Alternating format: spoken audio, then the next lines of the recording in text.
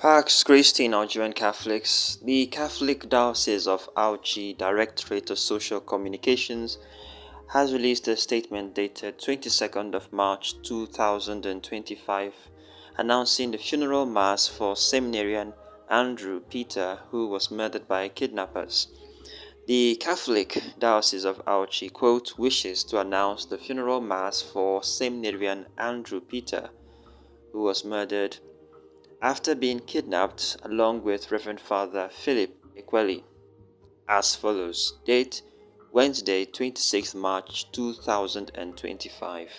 Venue Priests Cemetery, Immaculate Conception Minor Seminary, Agenebode, Edo State. Time 10 a.m. Seminarian Andrew Peter was kidnapped with Reverend Father Philip Ekweli on Monday, 3rd of March 2025 when gunmen attacked the priest's rectory and church of St. Peter Catholic Church, Agenebode, Isako East, LGA of Edo State. While Reverend Father Philip Ekweli was severely tortured and released on the 13th of March 2025, Seminarian Andrew Peter was unfortunately murdered by his abductors.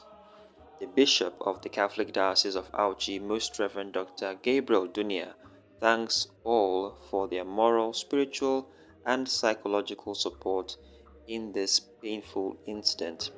He requests all to join the diocese in praying for the repose of the soul of Seminarian Andrew Peter and healing for Reverend Father Philip Ekweli. He enjoins all people of goodwill to pray for an end to insecurity in Edo State, and once again calling on government at all levels to address the persistent security challenges in Edo North and other parts of Edo State. May the souls of Seminarian Andrew Peter, Reverend Father Christopher Odia, and all others killed by kidnappers in Nigeria rest in peace. Amen. End of quote. This press release was signed by Reverend Father Peter Egelewa, Director of Communications, Catholic Diocese of Auchi. Please pray for the parents of Seminarian Andrew Peter. There are just no words to describe what they'll be going through right now. So please pray for them. And the Lord, the God of all consolation, will console each and every one of them. Pray also for the Diocese of Auchi. This diocese has been through a lot. They have lost a priest, they have lost a seminarian now, and a good number of their priests have been kidnapped. This is not to mention the other priests from different dioceses around the country that have faced a similar ordeal. We invite Catholics to pray and pray for our priests, pray and pray for our missionaries. And the Lord in His mercy will keep them safe. In the soul of Brother Andrew Peter, Father Christopher Odia, and the souls of all the faithful departed, through the mercy of God, rest in peace. Amen.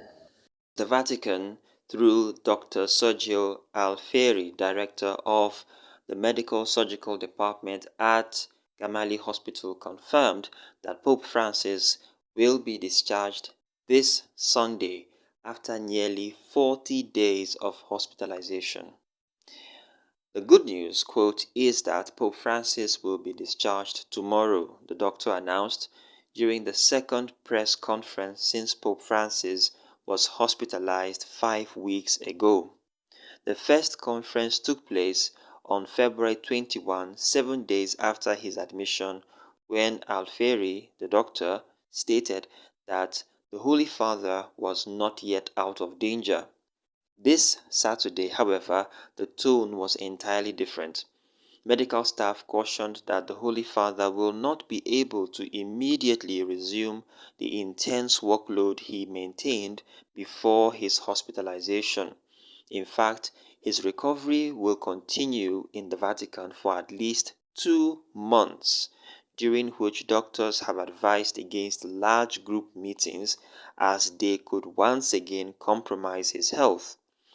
He must also continue with a strict pharmacological treatment along with physical therapy and motor rehabilitation exercises, which he had already begun before his hospitalization.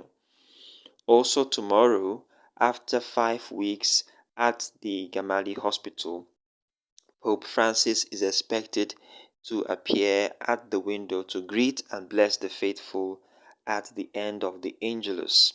It will be his first public appearance since his admission on February 14th.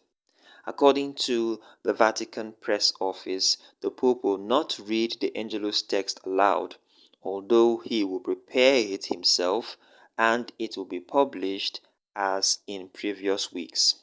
This means that in principle the Holy Father, Pope Francis, does not plan to speak, but will only impart his blessing with a gesture of the hand. We are really happy that the Pope is out of danger. We are really happy that he is finally going to be discharged from hospital, and we thank God and we thank Catholics who have prayed, who asked the Lord, who asked our Blessed Mother to intercede for His Holiness at His hour of need. This is an invitation for us to use this season of Lent to, in a very special way, remember the Holy Father, committing his health to the mercy of God, that the Lord who has seen him through these 88 years of his life will grant him more grace, will grant him more strength physically, psychologically, and otherwise, and will also strengthen the health workers, those who are charged with the well-being of the Holy Father, that the Lord will grant them the wisdom that they need to be able to manage his health conditions